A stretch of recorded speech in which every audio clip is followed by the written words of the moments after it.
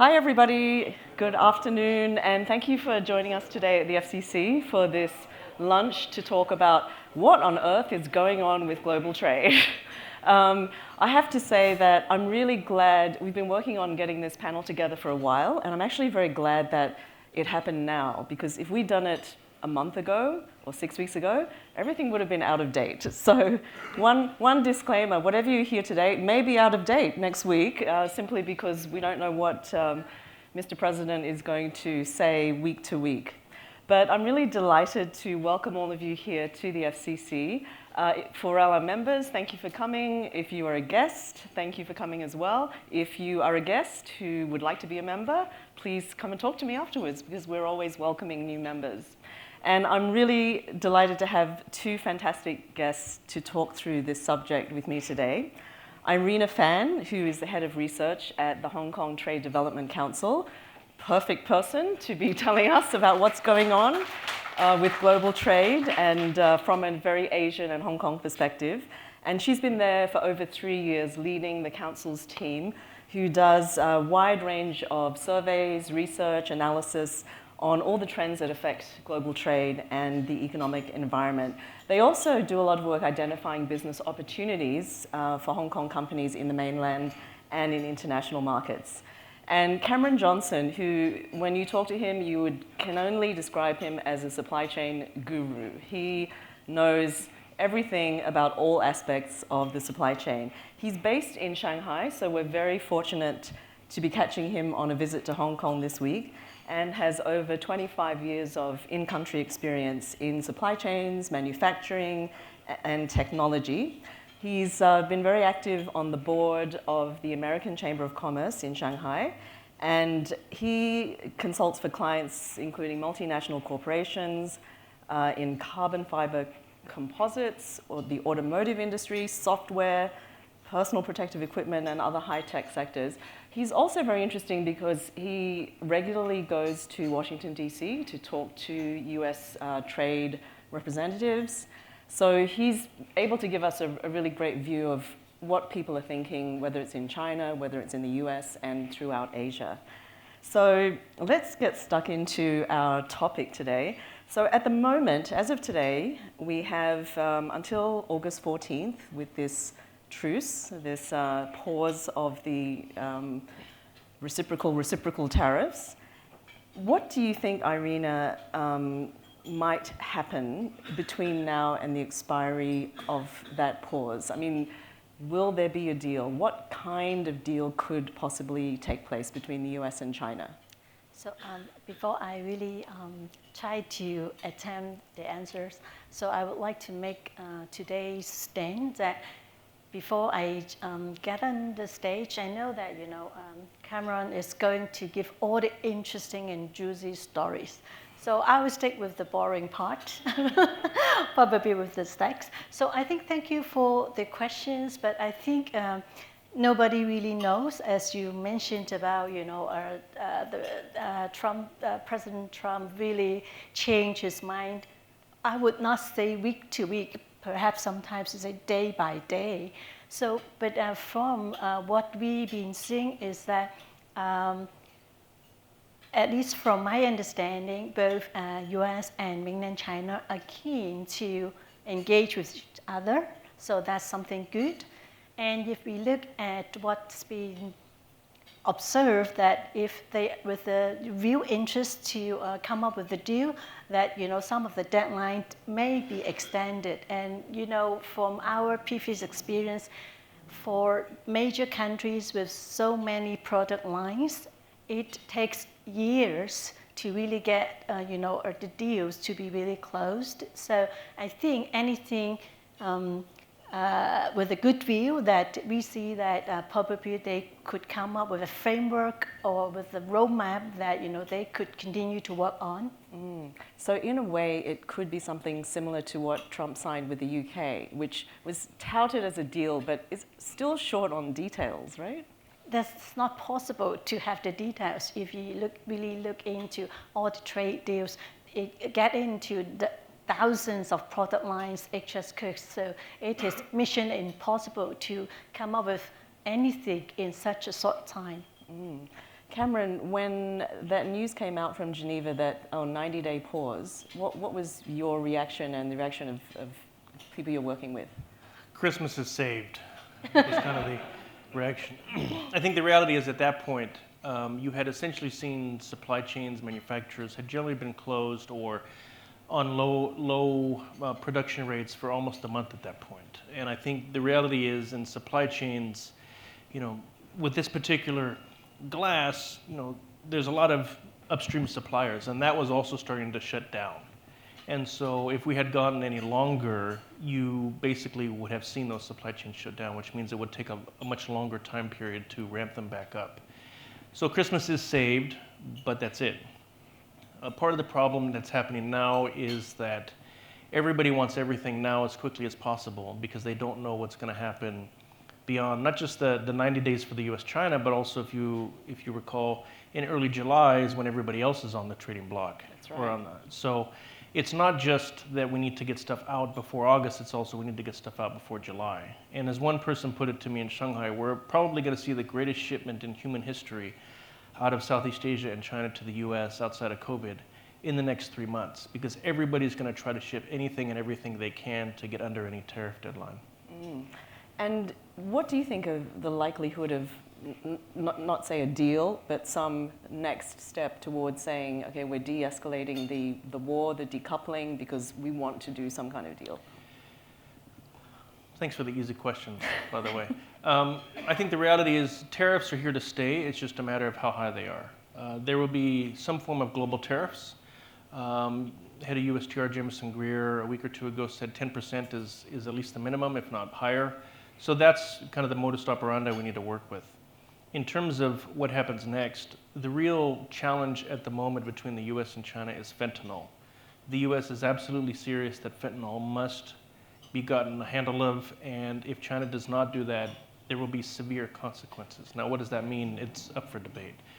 But this is why you have additional, instead of just the 10%, the additional 20%, the fentanyl tariff. So the key to watch in these negotiations outside, because it really is just a discussion of a framework to get to a framework to figure out how we talk to each other to actually make a deal.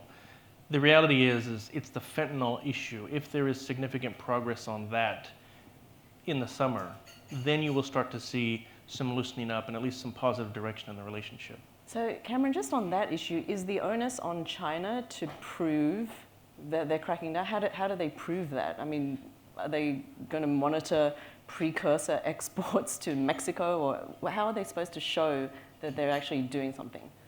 Nobody knows. And this is part of the challenge in the negotiation. When you actually talk to two members in China, they'd go, what exactly does it mean to stop this? Because there are precursors everywhere, right? Sometimes you can find precursors or even certain types of medicines in Chinese hospitals. So what does that mean to control it? There is no clear expectations of at what point are we okay. And I think this is part of the problem that you see in the negotiations and the discussion, is where is that line? Now, it sounds like they're getting to understand what that line is, but we've heard that before. So at the moment, we're just going to have to hope that their consultations are far more fruitful than they were in the past. Okay. Irina, do you have any comment on that? Really, only God knows. Right. That's all the unknowables. That's probably the best answer of the day, right there. That's the best answer of the day, right there. Well, I want to continue on what you started to mention, Cameron, because the stated aims of these tariffs, fentanyl was one of them, right? Boosting American manufacturing and protecting US jobs, reducing the US trade deficit, and of course, reshoring manufacturing to drive economic growth. Will these tariffs achieve any of those things? No. Next question. No, I think the reality is that the complexities inside the US itself are very difficult to reshore manufacturing. For example, there are currently 500,000 manufacturing jobs open in the US. The baby boomer generation, there will be 3 to 4 million of those retirements in the next 5 to 10 years. Where's the labor? There's 7 million American men of working age between 18 and 54 who don't have jobs. There is labor. They're not working in factories. So there's a disconnect. The other part of that is there's a driving force, particularly in US politics, that we want to be less reliant on China or Chinese influenced supply chains because it's critical to our national security. And until that thought process is changed or hits with reality, they're going to continue to push manufacturing out of China. And it's become very clear in meetings with policymakers and the government that their goal is there should be no products except for toys shipped from China to the US. If you do that, you will be tariffed and you will face consequences. You better figure out somewhere else to make it, but then you get into the Vietnam problem. Okay, it's out of Vietnam. Okay, well now we have the trade deficit problem. And so there's a lot of issues that are going on that the US hasn't quite figured out how to maneuver with and what does it actually mean to have national security and secure supply chains? I don't think there's an answer. Okay. Irina, so given that we have an effective US tariff rate on Chinese imports around 31%, what would you say are the short-term and the medium-term impacts on US inflation and consumer prices and the export competitiveness? So first of all, this is according to Boston Fed study. And so I think that's in February. And then the latest one in May is from San Francisco Fed. They mentioned about that, actually right now we have to thought about a global tariff, right? So they mentioned about if they assume that the global tariff is around 25% across the board, that would bring about 2.2% consumer prices up in the US without taking into the second round effect. So it is basically looking at the first round direct impact because currently about 40% of the US goods, I would say, the components of import components about 38-40%. So that's why if they have across the board tariffs, say 10%, 20%, or whatever globally, that will finally affect the level of the consumer prices. But they also mentioned about don't just look at the consumer level prices because when the parts and components also being affected, the San Francisco Fed's estimation is that if that's 25% across the board tariffs globally, it will affect the investment prices by 9.6%. So it's close to 10%. That means for companies' business, if you're talking about they have to buy in different parts and components from different parts of the world that are all being affected. So so that's why I think currently, as Cameron has mentioned, the timing is still a little bit short that consumers in the US not necessarily feel the full pain of it yet. But they will. Well, it depends on how fast they could come up with a sort of solution or a compromise or agreement about what are the tariff level. Because if, Cameron's so close to the policy makers that if it is really like a global tariff, that means you have no alternative to high. So that would definitely be translated into higher US consumer prices. Right. So if we get higher US consumer prices, the Fed will not cut rates, right? Which Trump wants Powell to do. And at the same time, they say the tariffs are going to bring in all this extra money for tax cuts, to fuel tax cuts. Does it make sense, all these things happening? Well, so far, what we've seen from the massive tariff hike, announced by the new president, to me, from an economist's point of view, it doesn't make any economic sense. But then things maybe it could go to other agendas rather than from economically that it makes sense. Okay. So Cameron, just tell us what you're seeing on the ground in China. I mean, what's been happening the last couple of months? What are Chinese companies doing? How are they coping to the daily news of, it's on, it's off, it's on? Some of it's all noise at this point. Some of the things when you're talking to them about how are they dealing with, for example, big U.S. retailers, about the tariffs as an example. Some of them, particularly if they have long-standing relationships, will work with the retailer where the retailer has given some and said, listen, we're going to take half of the tariff hit. You take the other half, which is a lot easier than that. And essentially what that means is if I'm a manufacturer, I would go to my suppliers, such as you two, and say, listen, I'm going to get hit with this. You need to give me 2% off, and you need to give me 2% off. And then I go to the logistics guy and say, you need to help me out too. So you kind of spread the pain a bit, but everybody's costs, or people aren't making as much money, but ultimately the end game is ultimately, to your point, is that products cost more, ultimately. I mean, one of the issues before the agreement in Geneva, I was at the Shanghai Bike Show and was talking with different suppliers and factories, and one of them had 45 containers of bicycles for the US summer. That is a lot of money and a lot of inventory. And I asked them, what are you going to do with it? Can you send it to other countries? Can you, piecemeal it off, at least get some revenue in? And he said, have you ever seen a bicycle for the US? I said, well, I grew up there, but what does that mean? He goes, they're very weird.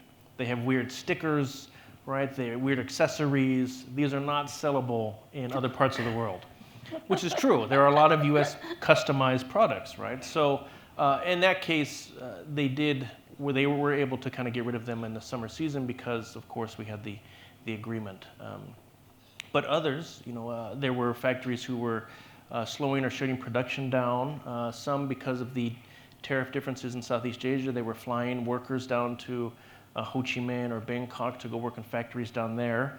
And then, of course, when things turned 2 weeks ago, they flew them all back to start the Chinese factories again. And so part of it is, it's not just the uncertainty, which we're all dealing with, but it's really this, how do I actually make any money in this environment, but also how do I not lose any business in this environment? And these are two things that companies and factories generally are dealing with overall. Yeah. So is it possible for them to make plans beyond the next few months at the moment? If you've been supplying a large US retailer for a decade, you generally know what they need every year, because you have that relationship, they talk to you, you talk to them, there is an ongoing discussion.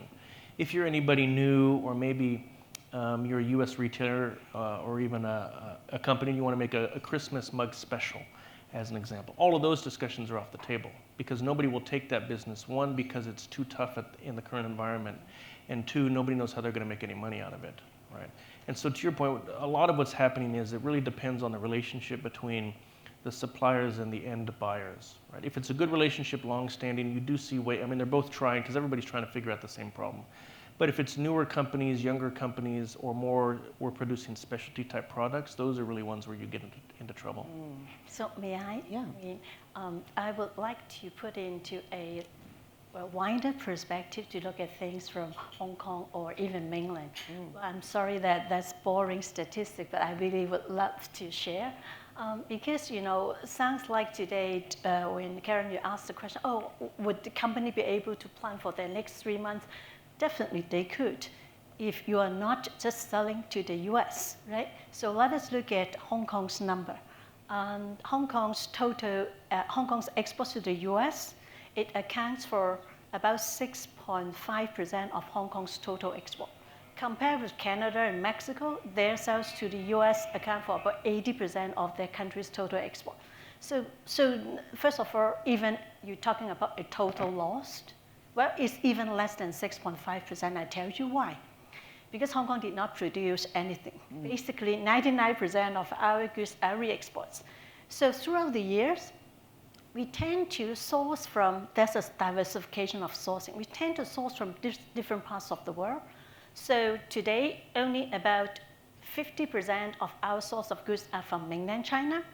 Another 50% is from international market. Of course, if you're talking about US tariffs totally for globally everywhere, then our total loss will be 6.5%. But many of the concern is talking about, what about, they just targeted Chinese source goods? Then that's about 3%. That means even for a total loss of all the Chinese goods are subject to 145 to 200%, the total loss is about 3%. And even the list of exemptions about consumer mobiles, consumer electronics mobiles, the estimated impact on Hong Kong's goods is about total export is about less than 2%. So if you're talking 10% tariffs, I would have to say it is relatively, or even 30%, relatively easy for our exporters to get growth from other markets to cover that drop in the 2% of the overall business. So let me share with you a number that we did a survey on the 15th, 16th of April at the height of the U.S. Tariffs about the world, as well as towards mainland China and Hong Kong products. So electronics products actually account for 72% of Hong Kong's total export. So electronics product, it matters a lot.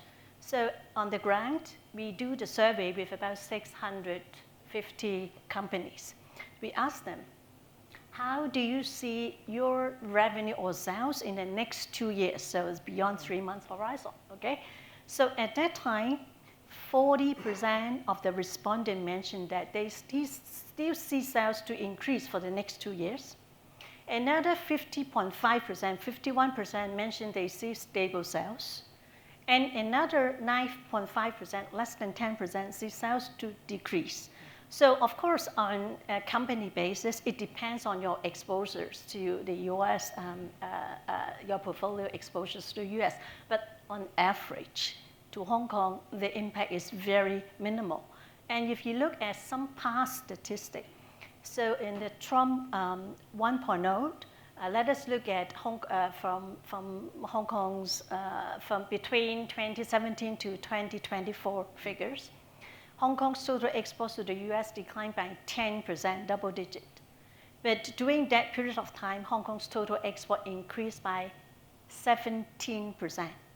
And for Trump 1.0, already 2/3 of mainland's origin goods are already subject to much higher US tariff than the rest of the world. So that means you make Chinese product entering to the US less competitive. So Hong Kong is the main transshipment hub for the Chinese product. And in the year 2017, 84% of Hong Kong's re-exports to the US are coming from China. But then by 2024, we see that why would our total export be able to expand by 17% given the huge drop to the US? Because we engage with new markets. So our exports to the ASEAN, the Southeast Asian markets increased by about 40% during the same period. And our exports to the Middle East expand by about 60%. So through the engagement of new markets, so we see that it fully more than offset the drop of the 10% decline to the US market. And the composition of the source of goods, as I mentioned, 2017, 84% are coming from mainland China. By 2024, half of them come from mainland China. So that's diversification with new market, diversification of sourcing that really help Hong Kong to buffer the drop in the US market. So I have to say, probably we could plan ahead with other markets. Right. And we're seeing, we just saw that Li Qiang was in Indonesia. Definitely the mainland is trying to do a lot more trade with ASEAN countries. I mean, ASEAN is like 700 million people. Can't totally replace the US as an export market, but it's an alternative, as is the Gulf. But the other thing, Irina, that's interesting about that, although Hong Kong is insulated directly, its exports because of the lower amount of exports to the US, how does all the other business around, that's business sentiment and the fear of, should I invest, should I start a new business because of the trade uncertainty? Is Hong Kong more affected by those secondary and maybe even tertiary feelings? Yeah, I think that's a very good question, because when we talk about trade, it's not just talking about the physical movement of the goods. It talks about if you're going for the supply chain, you have the factory, you have the investment, and you have the financing, everything going to support behind those trade. And because of that, actually, because of the shifting of the trade pattern in the past, Hong Kong becomes the most important, I would say, increasingly important platform in supporting mainland's investment into ASEAN. But, well, let me just share the number before I went into what I expect. So for instance, currently in the whole ASEAN 10, Hong Kong ranked the fourth largest FDI into the market, just behind Japan, behind US and mainland and Japan. But if you look at the share of our Hong Kong's source of FDI into the ASEAN, our share is about 6.5%, and mainland China is 7.4%. You can imagine one tiny city, the share is equivalent, more or less equal to the whole nation. And if you look at, for instance, for some of the bigger ASEAN markets, say for Indonesia, for instance, in the year 2018, Hong Kong ranked as the fourth largest FDI into the country. But today, 2023, we rank as the second. And our share there was actually higher than the mainland, we're just behind Singapore. So that's because of the shifting of the trade, between mainland into increasingly with the ASEAN, that we plays more important role in supporting that. But if you're talking about 48% tariffs on Vietnam, then it doesn't make any sense for all these, supply chain recalibration into the ASEAN market or any parts of the world. So that makes some of the investment plan on hold for the moment. So I think that is really not good for everyone. I mean, that's not even good for the the ASEAN market as well, because we are an important source of FDI to support the economy, to create jobs there, to build factories there. Yeah, exactly. Cameron, what do you think China's strategic response so far? How would you rate it? What do you think of it? I mean, it's I'm not a politician, I'm a supply chain industrial guy. subsidies, supply chain diversification into Vietnam, into Mexico. Is that going to help? Yes, it does. I think what you see, and it's not just China, it's Asia broad. Asia is becoming far more reliant on Asia versus on other areas. And this is something, some have termed it, the return of the Asian powers. There's all kinds of IR-related theories out there. I think the reality is, if you are China, your worry is about, I'm going to get cut off, which is also weird because the US is also now concerned about the same thing. So that is diversification. It's also who has my back and where can I actually make money. So if you are a Chinese private company in China, because of the nature of the incredibly fierce competitiveness inside the country, the chance of you making any kind of real profitability is low. Your chance now is to go outside. And because you're so competitive in China, that means you're probably at the forefront of competition in any market you go anywhere in the world. But you retain all of your profits, or most of your profitability. The other thing that's happening, to your point about visiting Li Chong in Indonesia, it's interesting. While the U.S. is saying to everybody, "You come to me," what are the Chinese doing? President Xi a month ago was in Vietnam. He's in Malaysia, he's in Cambodia, right? Li Chong is in Indonesia. They're essentially offering several things. We have all the FDI you want. We have all the technology you want. We have legions of young workers who are cheap, college graduates who we need to have something for them. We have our market here, and we can build out your infrastructure. What are US firms doing? I have to now retrench back to North America and probably the US, otherwise I'm going to face political consequences. These are very different, and so this has essentially changed now the dynamic in the last 6 months. So to your point, it's less about China doing what it's doing and more a response to the US, and China's taking full advantage of it. There's a lot of hesitation in certain areas about building further, deeper ties with China to some degree. But with the alternative, at least for this term of the administration, which is, you better come to me, otherwise I'm going to punish you, such as Apple. China's going, don't worry about it, we'll build in your country, we'll be beholden to your rules and regulations. And one of the interesting tweaks, I was in Southeast Asia a month ago, that I heard is that they are hearing from Chinese interlocutors that they understand overcapacity is an issue, and if there's domestic industry, they don't want to crush that industry. They're being far more sensitive to countries that do have some nascent local manufacturing or industry of certain products. And so they'll actually work with them to build that out. And this is something that did not happen even just a couple years ago. What about, this is a question for both of you, what about, I mean, China is going through a very tough time economically right now. They're still working through the real estate crisis. Bank lending is down, consumer confidence is down, there's a lot of youth unemployment. But does this come at a time when can they actually stimulate domestic consumption, given all the other constraints that are going on? Because that would help them a lot. Do you see it happening, Irina? So maybe I would also like to bring in another perspective before we get into consumption. I mean, of course, given the current environment, I would say the heightened uncertainty about the external demand, China make it very clear that they will go for boosting the domestic demand. But one thing I would like to draw your attention is that sometimes people tend to overlook why China's economy is slowing down, but then some of the sectors are very booming that you shouldn't overlook. Just for instance, when people talk about the property sector, let us look at China's fixed assets investment. Okay, so even for the year 2024 or even for the first quarter of 25, the pattern is the same. So overall, the fixed assets investment doesn't look exciting. For 2024, it increased by only 3-point-something% because the property sector investment dropped by 9%. However, why would it be able to still grow by 3%, although it's not exciting?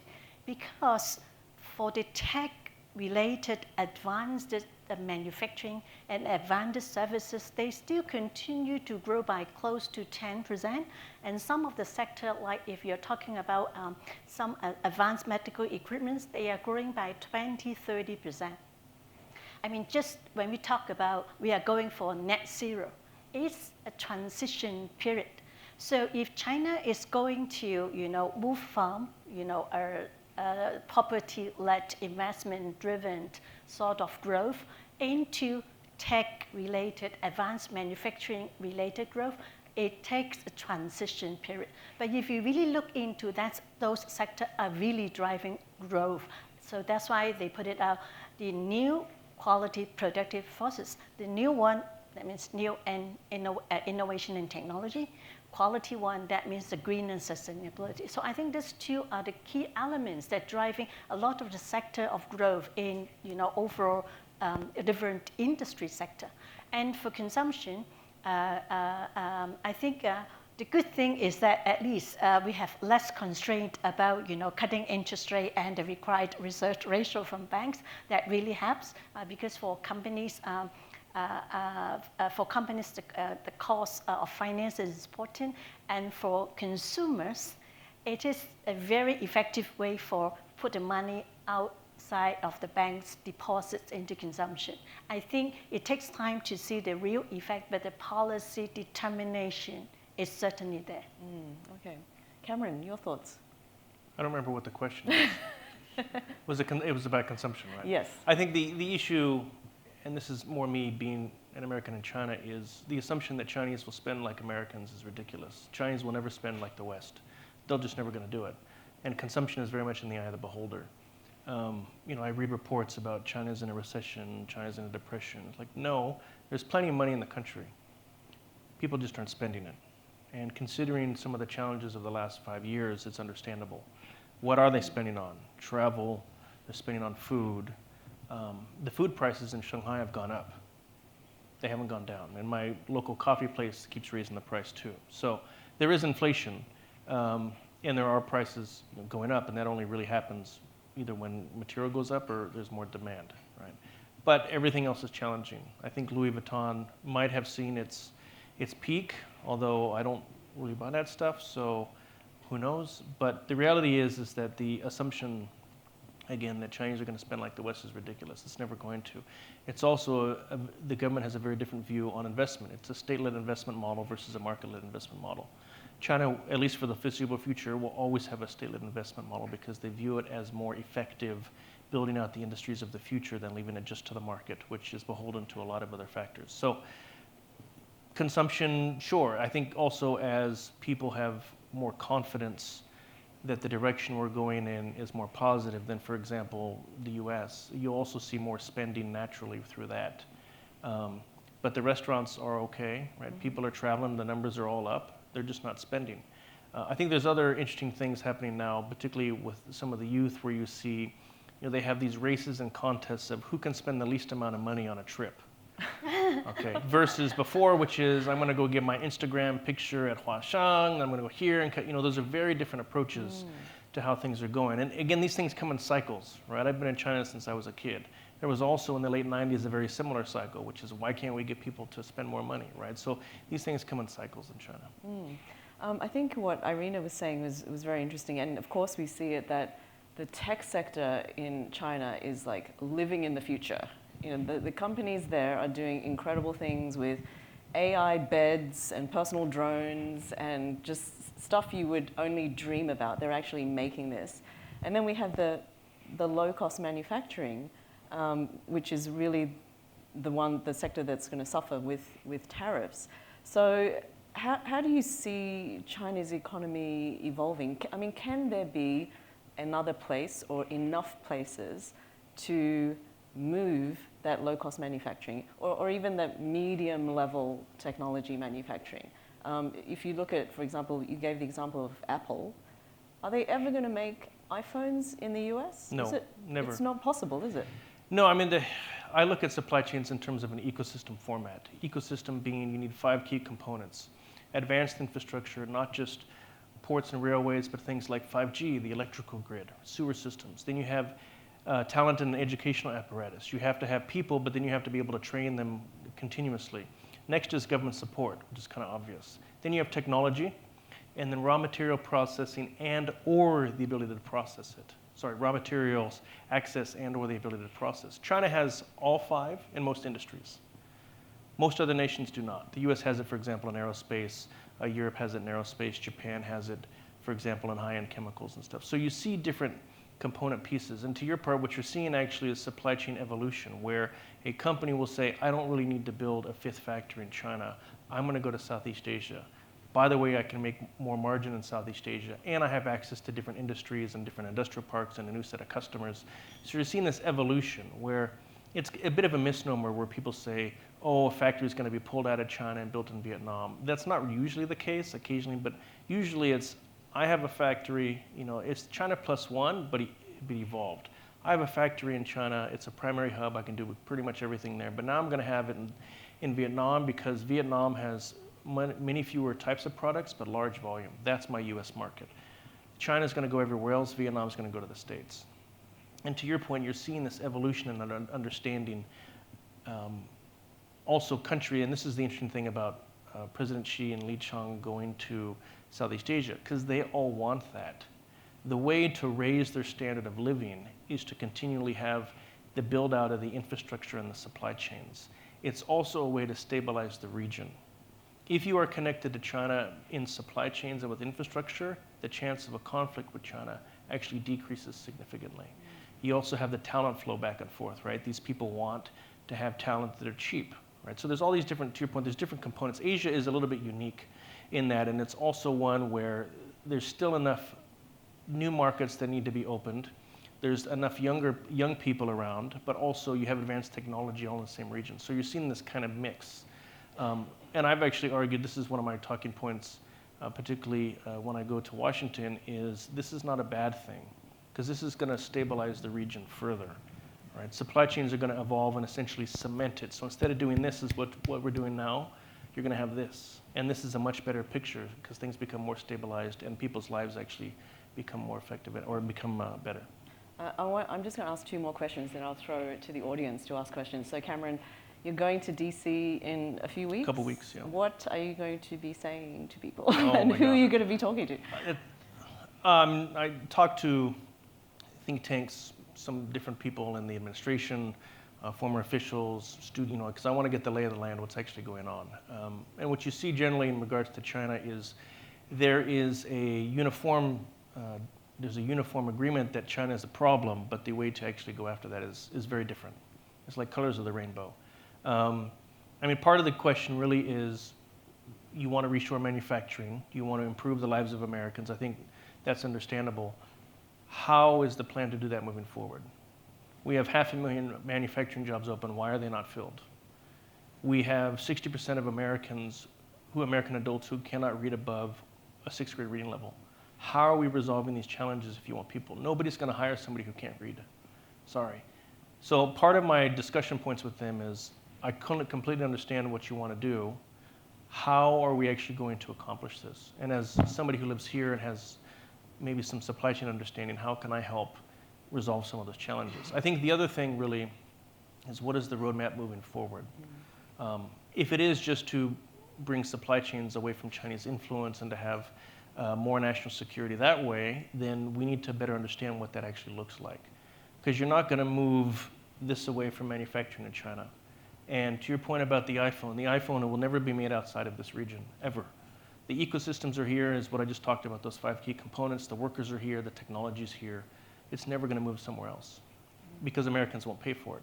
And kind of the last question I'm going to ask is, and again, this could change tomorrow depending on what happens with the tweet or something, is our national debt and our state debt, we have no fiscal room. So how are we going to pay for all this? Because if you really want to do it, you have to do it now.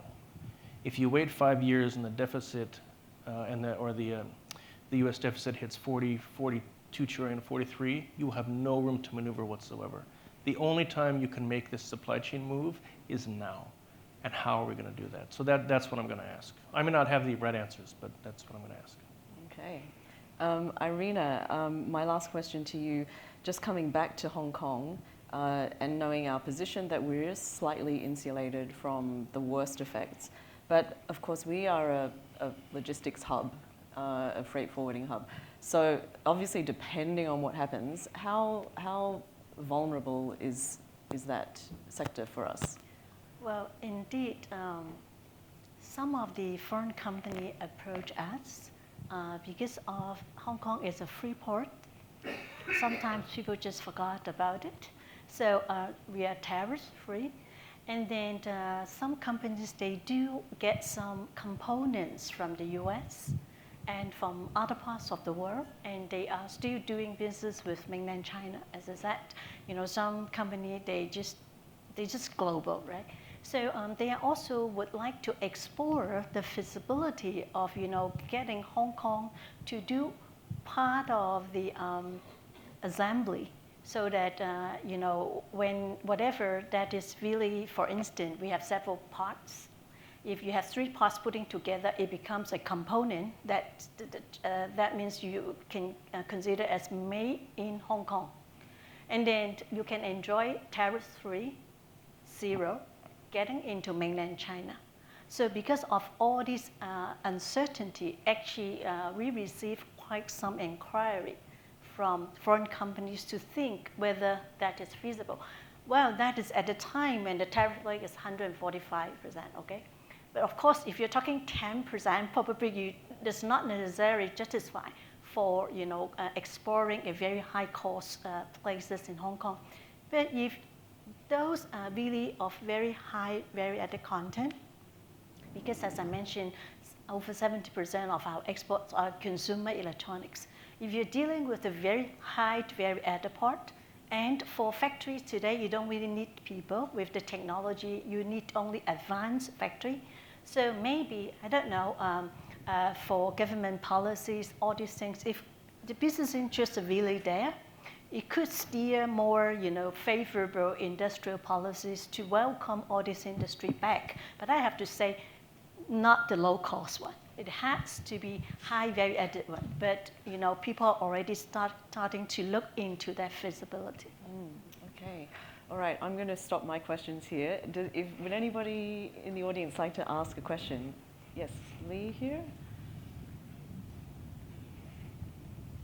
Thank you. Really interesting panel. Hi, I'm Lee Williamson. I'm the lame duck president of the club. Looking back to our own backyard, if this bill passes the Senate and the Hong Kong Economic and Trade offices were to close down, what would be the scale and the shape of those shockwaves, both in the US and particularly in Hong Kong?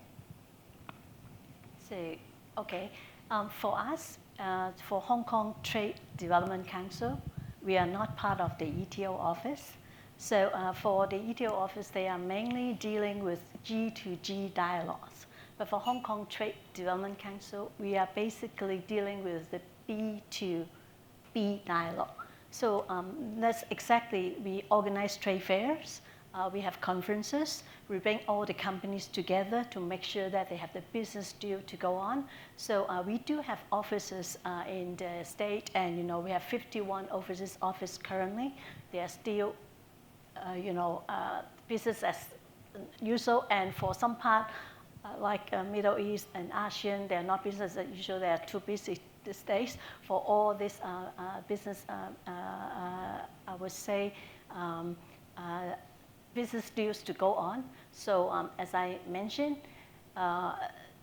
look at the overall numbers that we have. For Hong Kong, I state again, even though all our trade with US get to zero, according to whatever the announcement today, that only less than 2% of our total exports will be affected.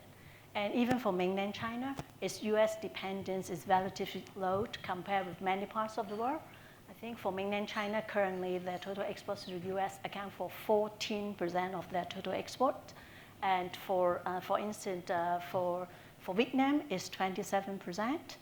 As I mentioned, Mexico and Canada is 80%. So I would have to say this is not something we're happy with, but my quote is like, it hurts, but it's not going to kill us. Okay. Oh, a question here? Hello, this is Chen Yan from the BBC World Service here in Hong Kong. I have a question for Cameron.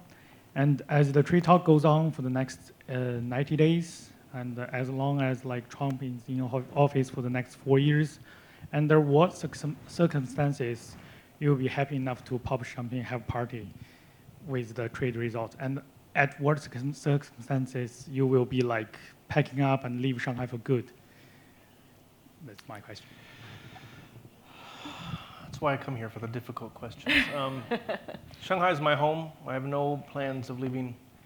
If we were going to do that, it would have been 3 years ago. And we didn't, we stayed.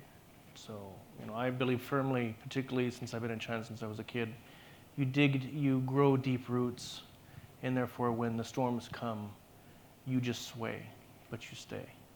The things that I'm looking for, hopeful, one is the understanding between our two countries is quite challenging on all levels, whether it's political, whether it's cultural, the assumption in the US that any Chinese is a spy, the assumption in China sometimes that foreigners are just sucking off of the Chinese culture or Chinese people. So there's a lot of challenges we have between our peoples.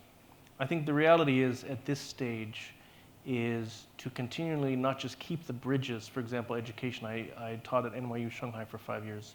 We must keep those at all cost, because if those break, the consequences are much dire than what we're currently facing. I think the other thing, particularly when you look at the US, and to your point, what do I talk to them? I encourage everybody to come to China.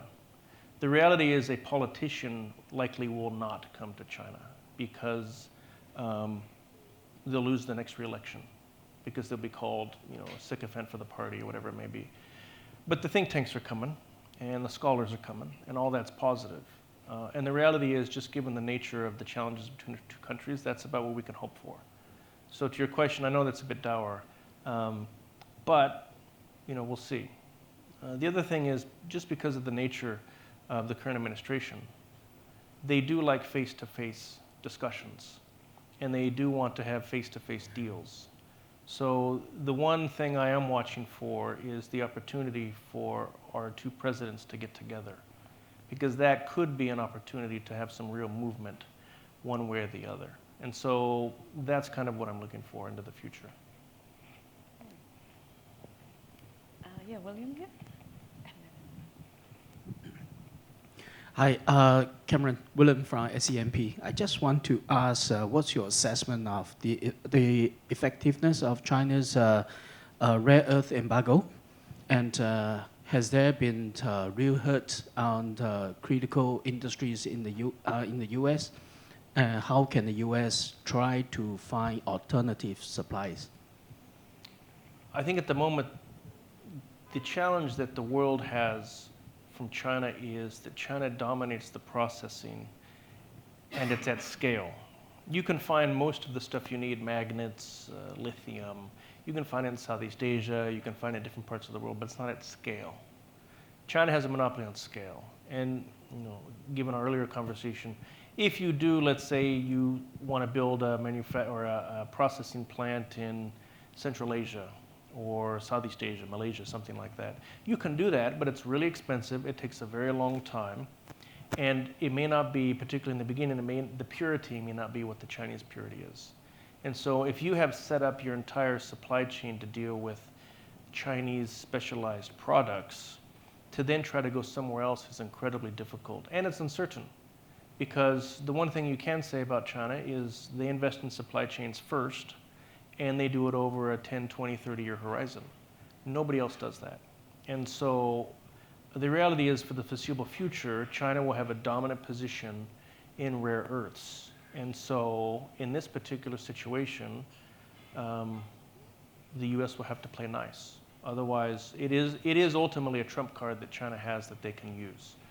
Will China use it?